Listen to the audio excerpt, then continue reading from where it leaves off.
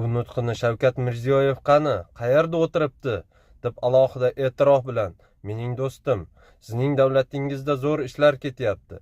Siz zo'r ketyapsiz", deya boshladi Donald Tramp. Ko'ryapsizlarmi, O'zbekistonning rivojlanish strategiyasini, O'zbekistonning o'sayotganini dunyoning eng kuchli davlatlari ham sezib, ko'rib, bilib turibdi.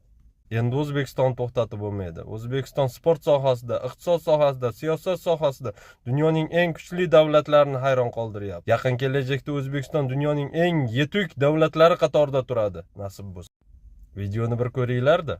O'zbekiston yetakchisi sammit Trampning siyosiy irodasi va pragmatik yondashuvi natijasi ekanini ta'kidladi.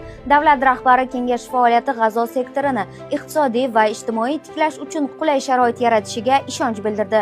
Uning ta'kidlashicha, har qanday tashqi boshqaruv mexanizmi mahalliy aholi qo'llab-quvvatlashiga tayanishi zarur.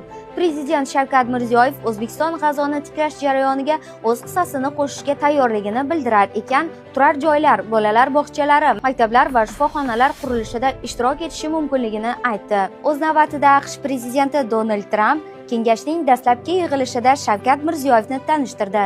AQSh rahbari o'zbekistonlik hamkasbiga yuzlanib, O'zbekiston prezidenti Mirziyoyev qani, qayerda o'tiribdi?